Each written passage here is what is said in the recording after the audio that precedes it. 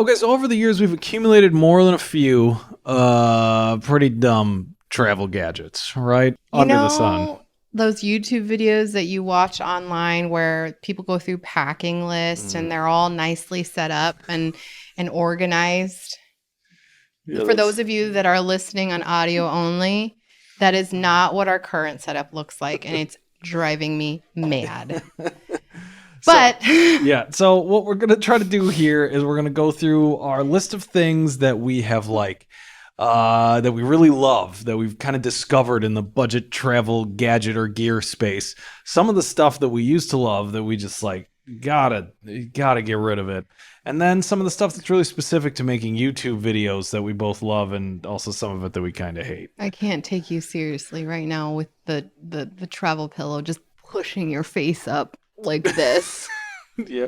What if I scare you with this drone? No. Please turn it off. The drone freaks Lisa out. Yes. Okay, when you've gotten your finger sliced off by a drone, you would also. All right, I gotta get rid of this thing. Let's get this thing started. Okay. Travel Thursday. No. That's what you get. No. Travel Thursday. Today we're talking about the best and worst travel gear that we've accumulated in the last 4 or 5 years. Top 5 worst and best, for sure. And what we're definitely getting rid of probably after today. We're going to start with our top 5. Yeah. So the top thing that we have tried and true, we love. There are some things we change about it, but this is the one go-to backpack that we have had for the last 4 years, 3 years. It's Cotopaxi. Whoa. Josh has gone through a downgrade or a downsize. Not a downgrade, a downsize. Downsize. He has the Cotopaxi Alpa 28, and I have the Cotopaxi Alpa 35-liter bag. These are great. Cotopaxi is a great company. We're not sponsored by them, although we wish we were. Maybe we should try to make that happen. Cotopaxi, reach on out. We love your backpacks. The Alpa backpacks are great because the outside is made out of this great water resistant material. But really what makes it special is the inside. You've got basically compartments. They're not travel cubes, but they are compartments that you can break up, like your clothes, your underwear, your toiletries, all your little gadgets. They have a laptop sleeve. It's a really great all-around backpack, and it's great for traveling specifically because you don't have to worry too much about hip belts. I just feel like it's a great all-around backpack. It's the one that I've kept for the last, I think, 3 years. It's great for city travel. It's not good for hiking per se because you don't have the hip belt. Actually, it did come with a hip belt, but it's useless. The one qualm, which maybe Cotopaxi, if you're out there, put a water bottle holder on it. It needs just a little mesh thing. You could put it right here. It could go right here, maybe over here. Just this whole back thing could be. Why is there not a water bottle holder? This is if you look at any Cotopaxi thing, there's a million things that says it's a great backpack, comma space. Doesn't freaking have a water bottle holder. I don't know why they haven't put one on yet. It might have to do with your tone. That's true. Anyway, it's the perfect backpack, and then they're so close, and all they gotta do is put some way to put a water bottle on it without it clonking around. This is a good thing to remember for our later when we get to the worst things. But also, one last thing, plug for Cotopaxi, even though we're not sponsored, but again, we'd like to be.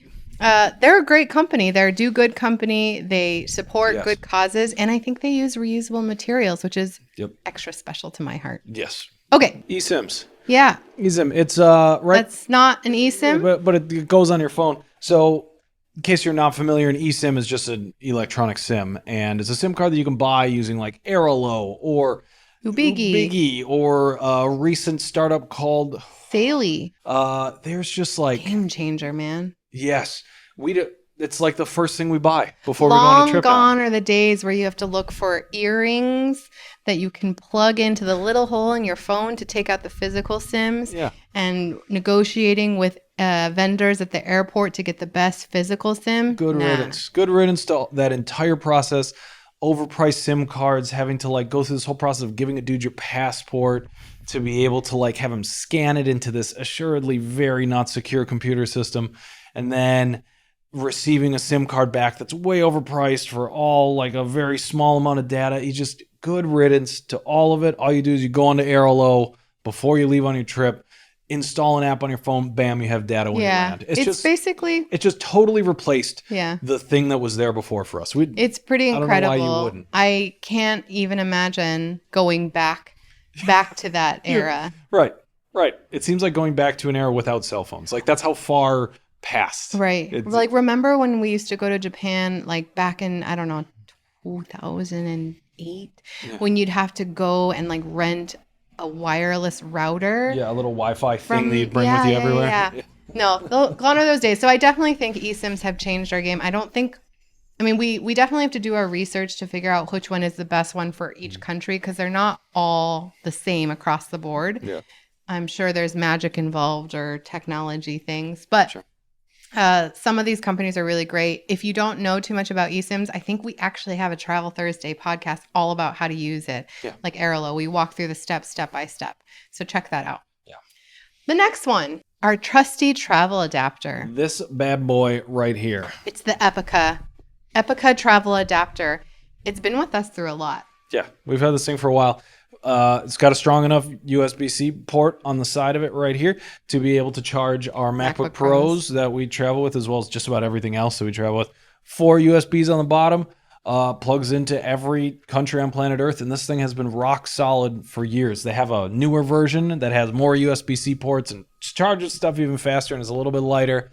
But the Epica one, this bad boy right here, best in the business. Josh's only complaint is that when you plug something in, it makes a little light go off. Yes. To tell you it's working. And so you'll see, even though this is a really, really good travel adapter and strong, Josh has taped it with electrical tape just to cover it. Yeah, I do that with everything that we have. That I just don't think things need LED lights on them to tell me when they're working.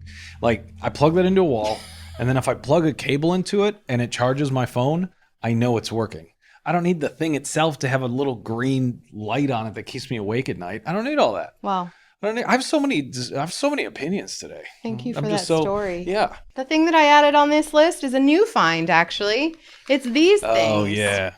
These are, I think they're called travel squeeze bags. Squeeze pouches of sorts. Pouchy squeeze. I bought these actually at Flying Tiger, one of my favorite stores across all of Europe. They've replaced my little squeegee bottles, and I know for a lot of you who maybe are like, why are you even bringing toiletries on the road? Listen, I'm in my 30s. The sun's always shining. I love the sun, but I got to protect my face with sunscreen. I'm very particular now about what kinds of things I carry with me. Certain kinds of face cream, certain kinds of sunscreen. And I don't want to have to bring the whole bottle, and I'm not going to check a whole bag for it. So, yep, these have come in handy, and they cost like $2, and they're surprisingly sturdy. So, this has made the list. And plus, it allows us to do a thing that we definitely don't do. Ever. We don't do this, but you could. You could, but we don't do it. You fill them up with the stuff that you find at the hotels. With Conditioner, the bottles specifically. Nice, we don't do this, but you could. Subscribe for more tips and tricks. Okay, so... The next thing on the list. What's next? Yes, this little guy. Totally real, probably. Got it from Vietnam? Patagonia fanny pack. This thing has been, I know a lot of people make fun of fanny packs, and I feel like there was a phase, there was a trend, but I'm on board with this trend. It's not only comfortable and stylish, it holds surprisingly a lot, especially when we're on the go in places like big cities where we don't want to have to carry around a big old backpack. Yeah, especially when you get in places where you have to wear the backpack in the front. Yeah, a bonus. I always like to keep a little tote bag in there just in case. I know people say not to pack just in case, but tote bags go a long way. We use them for laundry, for groceries as we're traveling. For everything. Yeah, we use them for basically everything. Okay. Packable. Let's talk about the bad stuff. let's talk about the bad stuff. I can tell you one really bad one. What's it? Oh, this is a Josh purchase. Yes. I bought a massage gun on our Camino because I was feeling real achy, and that thing is great. It makes you feel really good. Also, it weighs. Well, hold on. I just want to give the audio only listeners for what an experience with this massage is like. I don't know if that'll do anything. Riveting footage. It's heavy. It's really heavy. It's awkward, and it gets pulled out. Yeah, I was gonna say at security every single time. What TSA is like with this thing. TSA hates it almost as much as I hate it now. And I almost always just leave you at TSA because I get through because I'm not carrying a massage gun, but you are. Yep. And I just pretend that I don't know you. You get stopped 100% of the time just because of the shape that it has and the fact that it has a giant battery in the bottom. It's just doubles. It's like getting anti-TSA pre-check. It's getting whatever the opposite of that is. That's what you get when you bring one of these with you. You're getting checked for a half an hour longer every single time that you fly. Because you can't check it on. No, right? You can't put it in your luggage. Can't put it in your luggage. It's man, it'd be so cool if it was like a quarter the size and still strong, but obviously the physics of that are not, they don't make sense. But I don't know, it's a purchase that we're going to leave at home basically from now until the end of time. When you say we. I am going, yes. I shouldn't have bought Here you go. That goes to your side. Okay, next up on the list. Next up, Ray-Ban Meta sunglasses. Another Jersh purchase. So the original idea for this thing was to be able to like use them to film. They got little cameras on both sides. They can pick up audio, and they're also Bluetooth, so you can play music through them. They're pretty cool, but creepy. We don't use them at all to film, really. I just literally use them as just normal sunglasses. Mm-hmm. And as normal sunglasses, they're pretty good, if not a little bit heavy. And they also talk to you sometimes, like it's talking to me right now into my ears. Yes, it's saying Bluetooth connecting. Please select a song. Oh, well, so that is one of the benefits, I will say, is that sometimes you use it for jogging, talking to people. Mm-hmm. Like, can't you connect it to like talk to people on your phone? But you know how like when AirPods first came out and you'd see people having phone conversations with their AirPods in and nobody really knew what that was yet, so they just thought they were talking to them and it was really awkward, that this is like 10x that problem where all I have is sunglasses on and I'm having a full-on phone conversation with no phone in sight. And people look at me like I'm more than a little bit weird. And that, I would say the societal cost of owning one of these things is pretty high. Yeah, like how many times have you counted? Can you count how many times you've actually used the camera on this? Oh, yeah, I'm going to take a picture right now. That's probably the 10th time I've ever done that. Oh. Yeah, so we can show you what the video looks like through here. Wow. And it's vertical only, right? It's this weird, it's the Facebook format, which is like a square. So it gives you, even worse. It's unhelpful for both kinds of videos that you'd make. If you're making vertical, you'd be mad at it. If you're making horizontal, you'd be double mad at it. It's a cool product that I got really excited about for being able to like film in like complicated situations where I didn't want to have to be holding a camera. We've never used it for that at all. It's like... And probably never will. Yeah, I guess we were really excited, and by we, I mean you, were really excited about the idea of it. It's very Inspector Gadget, right? For those millennials that watched Inspector Gadget back then. It's really cool. The technology is so fascinating, but the actual use case is pretty slim. Like you're just... limited. When are you ever going to use this? And how creepy has this technology gotten over the years? Yeah. Anyway. I don't know. Okay. A bozo purchase and a bozo mistake right there, for sure. Acceptance is the first step. Okay. Travel router. Okay, so this little guy is a travel router. And the idea behind something like this is to be able to plug this in at any hotel that you're at, and then you have your own like private little secure network. And or cruise, right? Yes, but in reality... It's just super annoying to have to set up everywhere that you go, even for like a IT mega nerd like myself.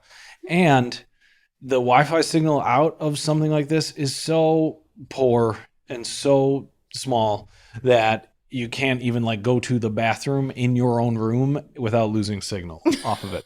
So was this thing awesome for finding a workaround for sharing a singular bought like Wi-Fi signal on a cruise and being able to share that through multiple devices? If that's what you're trying to do, if that one singular use case is what you're trying to do, this thing is perfect. How much was it? Maybe like $60 off of Okay. Amazon. And if you're not doing that one thing with it, you will never bring this on a trip with you ever again. Interesting. Another Dirge purchase. Yes. Oh, There's no. a trend. Oh, no. Okay, what's the next one? Neck pillow. Oh, boy. All right. Here we go. So this was an experiment to attempt to see if I was going to be a neck pillow person. Yeah. That's what this experiment was. And it turns out this thing, it sucks. I don't know how people sleep with this thing, but I actually heard that the correct way is this way. Oh, really? Yeah, so your neck doesn't fall through. The opening is supposed to be actually at the back. Wow, I like this less somehow.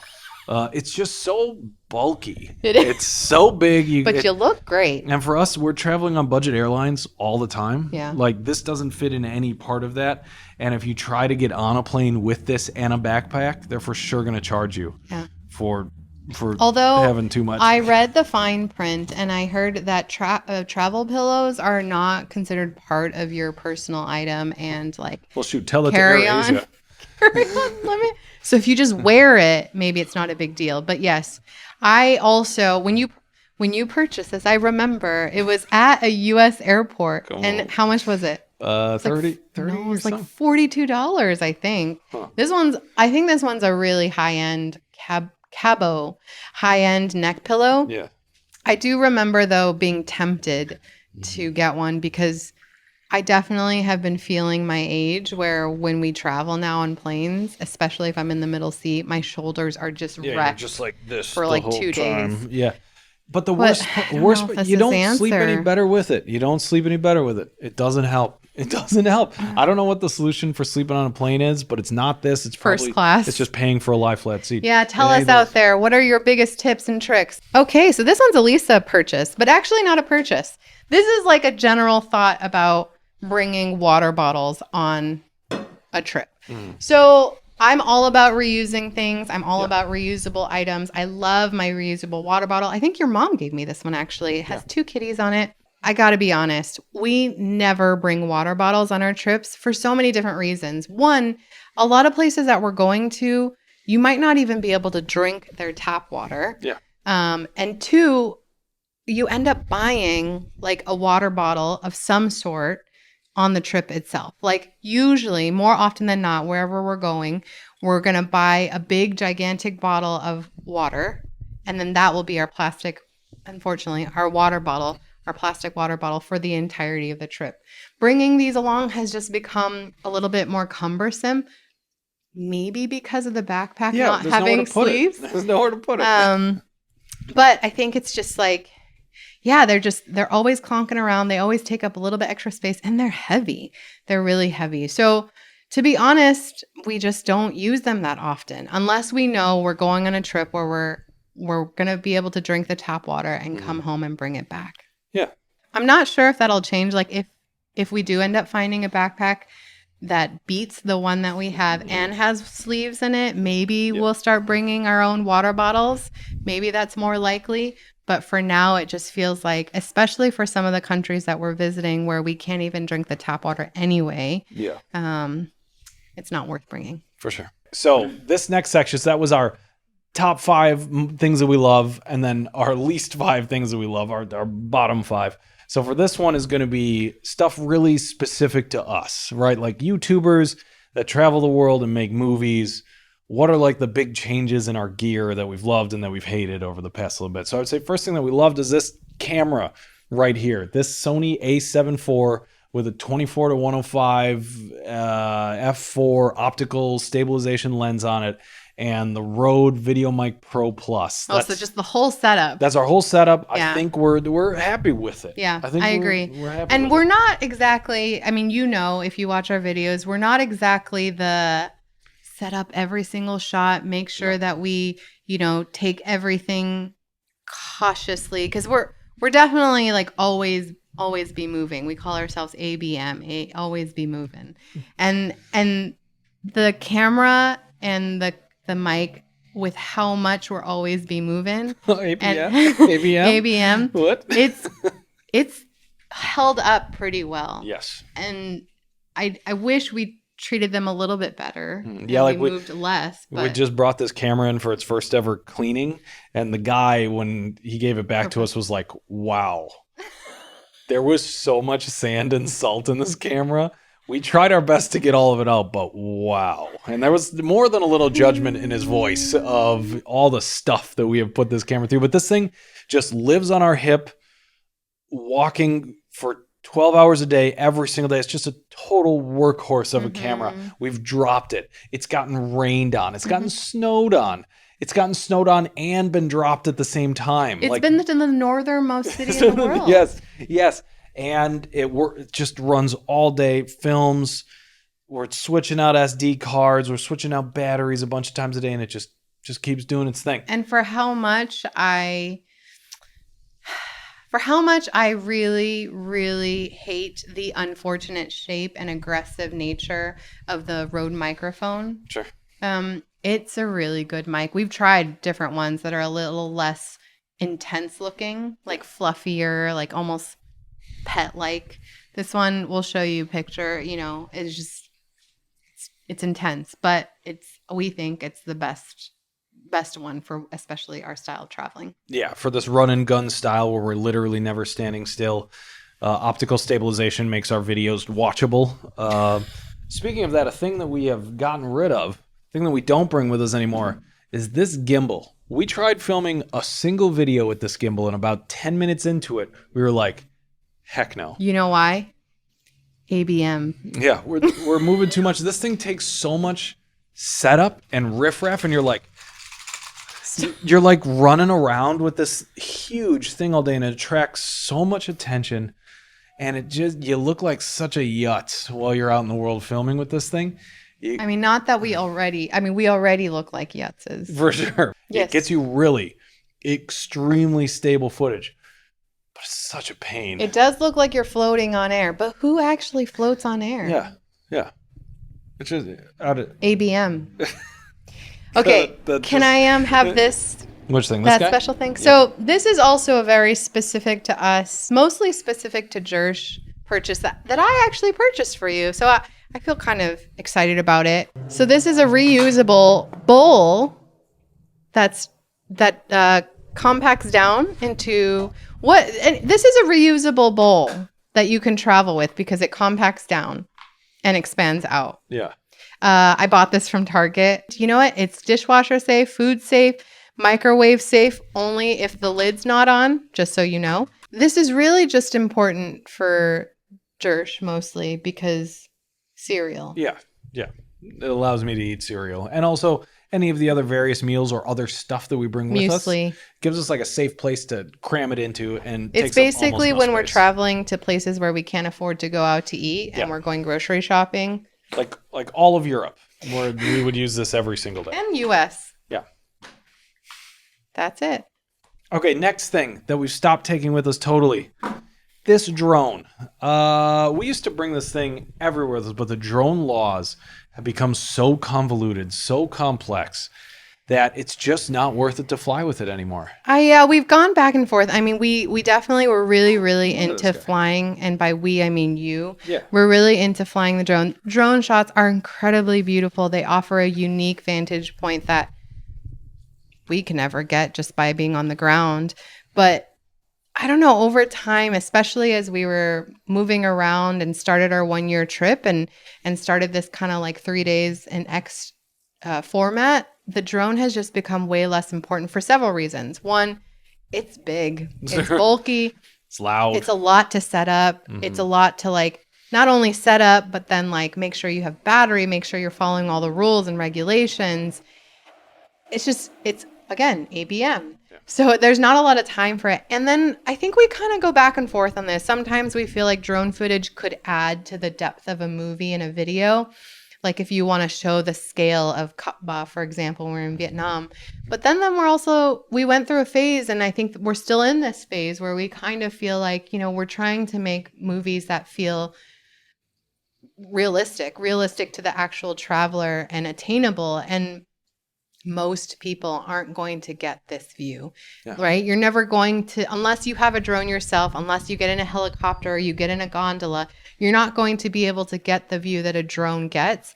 And we see the value in them, but I think for the kind of films that we're making now, it almost feels like, why show that if someone will never be able to see that view themselves? I will say I have a lot of admiration for all the work that you did to like learn how to fly it, and all the drone pilots out there who've learned how to navigate and use one of those things and capture the footage that you can with it. It's breathtaking. It truly is. And it does inspire and give you a lot of sense of awe. It's just, we're ABM. You gotta stop saying that. I don't know. Tell us what you think. Drones, yay or nay? What do you think? I spent a ton of time. I got my Part 103 certification to learn all the different flying rules. It was a ton of work, but it's just. Also, they're scary. It's just, they are scary. They are scary. Why? It freaks everyone out around you when you fly the drone. Gosh. It sounds like a bunch of angry bees in the air, so it like messes up everybody else's time. Not to mention, it can actually. We won't go down this story path, but yes, there was a time in Mexico where I got clipped and sliced off the tip of my finger, and I will never forget it. And I am scared of drones forever. And yeah, unless you're in a completely barren, no one's around space, I just feel like drones don't really make people feel at ease. No, yeah. It only adds anxiety. Such a distraction.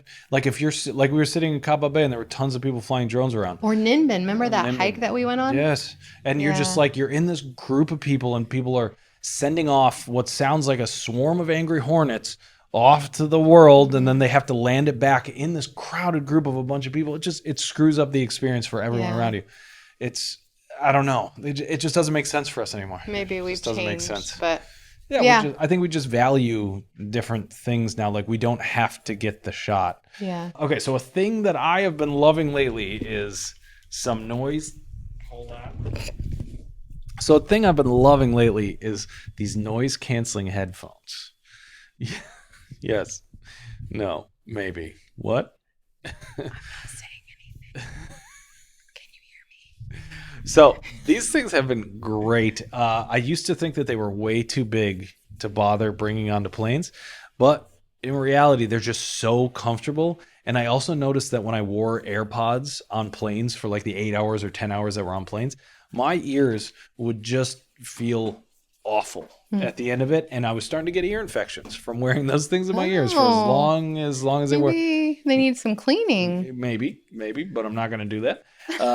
And these, way more comfortable for using for a long time, way better noise canceling. I don't know. These are like the Anker ones that you can get off of Amazon. Yeah. All this stuff's going to be in the link in the description below. These and things like them, these were probably $40. Yeah. There are much more expensive ones that are, some amount better, but I've been liking these things so far. I will admit, I was always a hardcore like analog. I want a wire to know where my earbuds are at all times. And I was never really into noise canceling. I like ambient sound. But one thing I will say since switching over to these is I appreciate that there's like a little bit of, this is going to sound so dumb, but it's the act of putting on noise canceling big headphones that makes me feel like, okay, it's time to get to work. It's time to do some editing. And so, and the quality of the sound is much better. I still prefer the plug-in over the Bluetooth because I notice a slight lag in Bluetooth like audio when I'm editing. Sure. But it is much softer and kinder on the ears. This is a GoPro. Yeah. We used to travel everywhere with a GoPro. And then, invariably, every single time we would look at the footage that came out of the GoPro when we'd film. Didn't matter if we were underwater, above water, or if we got the next best GoPro. This is a GoPro 11. 9. This is a GoPro 9. So like, I don't know, 2 or 3 years old. Yeah. Every time we look at the footage, it just made us want to throw up. It looks so bad, and you so could try grainy. to add filter on filter, yes. and it just like never matched the quality of like. And we know, like, cameras aren't like underwater cameras, action cameras are never going to match the quality of our like Sony or Canons. But it's worse than an iPhone. It's worse. Yeah. It's worse than almost anything that I've used. So we have fully replaced that with this DJI action cam. In fact, I'm just going to put it right on top of it. This is the same thing, but just everything looks better and it works better, and the battery cheaper, life is isn't longer, it? and it's cheaper, and it doesn't overheat, and it can do 4K at 120 frames per second, and the sound is much better. Just everything about it is just better in every single way, including the stabilization. Like, okay, next up. This is actually a surprising one that I feel like made the not so good list. And not that it's not good. So this is a dry bag. Mm-hmm. And not that it's not a great purchase. It in theory is really smart, but we found that we just don't use it. We never use it. Let me think about this. Like, it's not that we don't use it, because I'm trying to be objective about this. I understand the purpose of dry bags. I understand why they exist and why they're good and valuable. Like when you're going in a kayak and you don't want your camera wet, or you don't want your wallet to fall into the water, whatever, and lose your money. Dry bags are super useful. But I think when we're traveling, luckily, if we're going to go near water, we just bring our DJI, and we don't bring the other stuff that we would normally, like we just don't bring our phones with us. We don't bring our cash with us. We don't bring our wallets unless we absolutely need to. And you guys have seen our videos. We do plenty of water related, water adjacent things, more than probably most people do on any given trip. And the reality is when it's raining, we just go indoors. We just do something inside, or when instead of putting all of our junk in. Or when we're going out into the water, just get dry. Yeah. And then I've also found that especially when we're going to places like Katba, Hatlong Bay, or even in the Philippines, every boat tour that we've done that was near water, you can always leave your stuff on the actual boat. And or they have dry bags. Yeah. So it's not one of those things that I like regret buying or regret bringing or regret having. We just almost always, though, when we have it, rarely use it. Yeah. Yeah. Exactly. And if we do have a backpack and it's raining, we just luckily our Cotopaxi bags are water resistant, and they also have the backpack covers for when it's really downpouring. Yeah. Yeah. That's my 2 cents. Yeah, I think that's it. I mean, that's a quick Why rundown. we still have some of the stuff laying around that we don't use, I don't know, but I think it might be time for some spring cleaning. Thanks for watching. Well, maybe we'll use this on this Travel Support Thursday. Yeah. We'll see you next time. Maybe we'll use all this stuff Please someday. no. I don't know, but really, I think the moral of the story is that if you're a travel creator, don't get a gimbal. I think the moral of the story is if you see something and you like it, think about it before you purchase it. See you next time. I feel like that was targeted at someone in particular. I can't tell who. Did someone say Target? Okay, bye. Bye.